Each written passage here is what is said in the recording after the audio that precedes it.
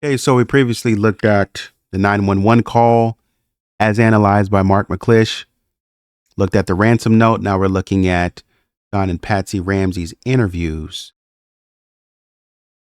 So, because JonBenet's body was found in the house, there was speculation that John and Patsy had something to do with it, her death. Look at um, what statements, I guess, indicate Ramseys knew or know who killed their daughter. January 1 of 97, because we were back at December 25th and 26th. We get to the first day, New Year's.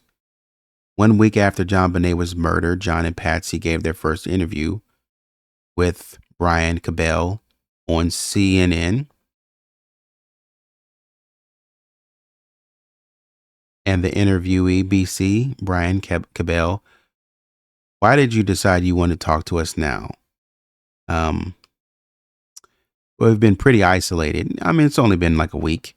Totally isolated for the last 5 days, but we've sensed from our friends that this tragedy has touched not just ourselves and our friends, but many people. We know that there's many people that are praying for us, grieving with us, and we want to thank them, let them know that we are healing in that grieving that we all have to do is for ourselves and for our loss. But we want to thank those people that care about us. But John says, Patsy comes and says, we've just been overwhelmed by the cards and letters and visits, and people we haven't seen for years have come to call and be supportive. And many of them are parents, and they know and can feel our grief. But the other reason is that our grief is that for our grief to resolve itself, we now have to find out why this happened. Okay?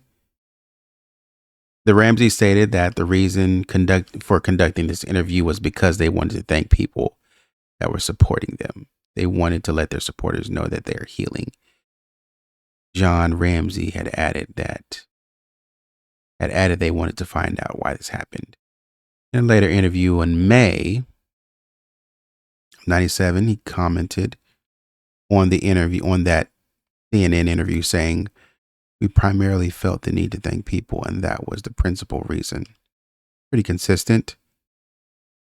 Ask yourself how you would answer the question.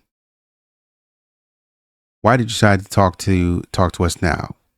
Sure, you would thank people for their support, and you would want to let everyone know you're okay. However, there is one thing and one thing only, and that's we need to find out who killed JonBenet. The Ramseys never mentioned this in responding to this question. If the Ramseys know who killed their daughter, then we could see how they would forget to mention this. In their mind, the killer has already been identified. In that interview,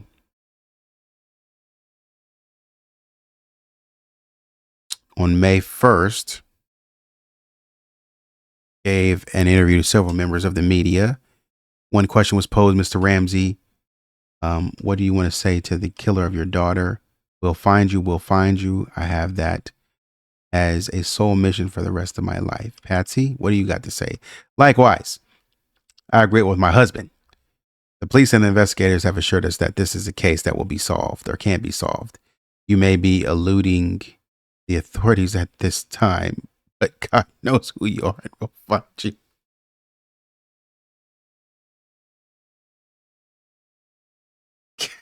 Okay, Patsy. Ask yourself, what would you say to the killer? You would probably tell him he would not get away with this, and you would probably also tell him to turn himself into the police. After all, this is what you want. You want him to surrender to authorities so this crime can be solved. A murderer would be off the streets, and the judicial process and the healing process could begin. They never asked for the killer to turn himself in. I think they did in later interviews. They did. Even if they don't do it now, I think that in later interviews they did. But, my contention is that, John's John's aggression toward the killer changed over time. That's my contention. At first it was like, well, it almost seemed like he was like felt sorry for the killer. Well, this guy is. You never know what people are going through or what it's some nonsense. But then like later on in the process, he was like, I find you, if I see you, I'm going to find you and, I'm going to, choke you out. I'm going to do all this crazy stuff. But, but then again, I don't know if I can do that because, we should, forgive and we should be nice to people. So I don't know. But, I know there was many times in the earlier days that I wanted to do that. So, there's a lot of inconsistencies in his statement. In searching for the killer, he said, I have made it my sole mission for the rest of my life. We would expect him to say something like, I will not stop looking for you until I'm found, or I will search for him the rest of my life, whatever it takes. He basically said that. He said, it's my sole mission for the rest of my life. I have that as my sole mission. I see your point. I do see your point. This is kind of similar to the phone call.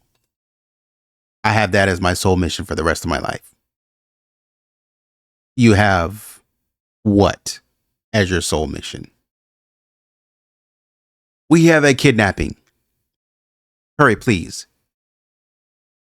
Who the heck are you? Kidnapping of what? Okay. I see your point.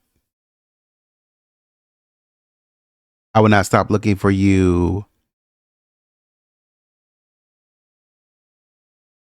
That's what we expect him to say, but he didn't. He tells us he will be looking for the killer for the rest of his life.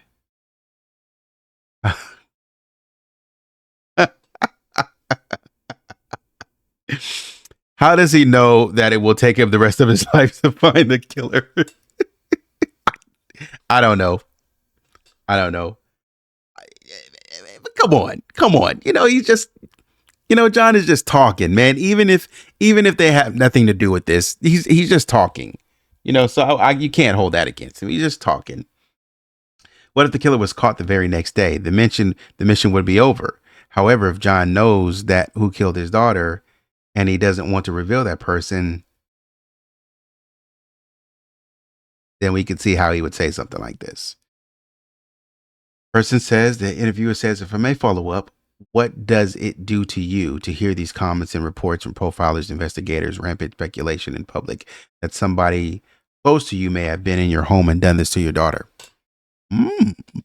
Good point. As a person, he responds, come on, diplomatic John. As a person, I think it makes you very much more guarded. We felt we lived in a safe community. We still do. We weren't terribly concerned about security, privacy, but certainly those issues come up right at the top of our priority list. Something like this happens, regardless of ultimately who might have done it. If someone broke into your home, you would probably feel violated. It would cause you to raise your guard. John Ramsey does not tell us with certainty that this incident caused him to be more guarded because he said, I think it makes you very much guarded. We also see that he used pronoun you. He is right. You and I would feel more guarded. However, he did not say it makes me feel. Oh, that's interesting. But at the same time, what I'm saying with the diplomatic answer of John, they're trying to cover up stuff. You might say, well, it makes you feel guarded. I can understand that language. I think it's fine because I think when he uses the word you, he's actually speaking for he and his family.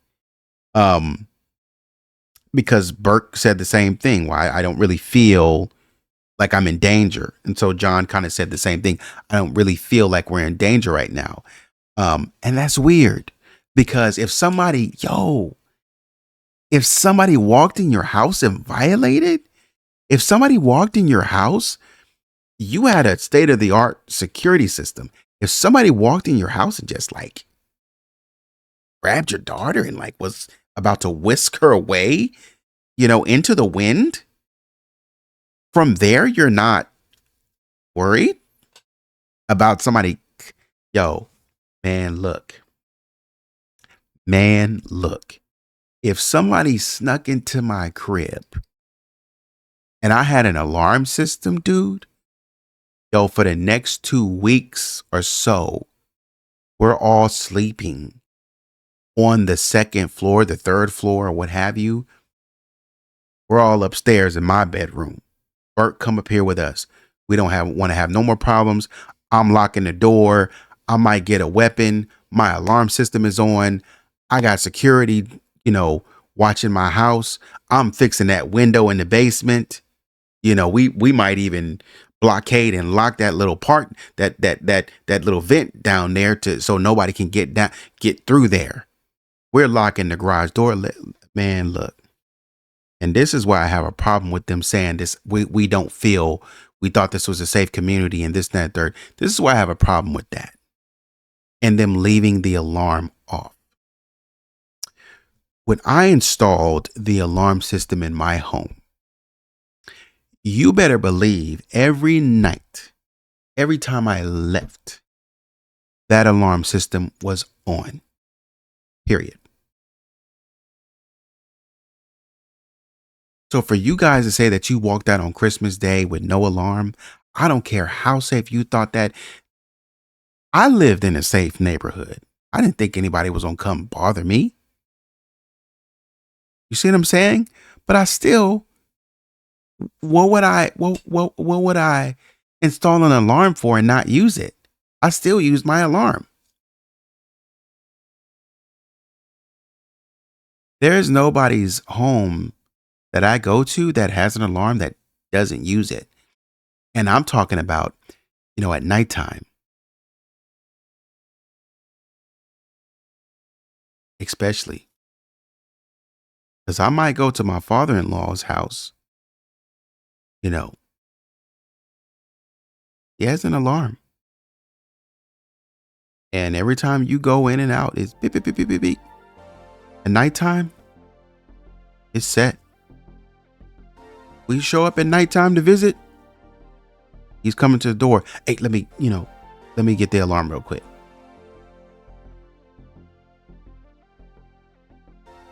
Somebody breaking into your house would make you feel violated for sure.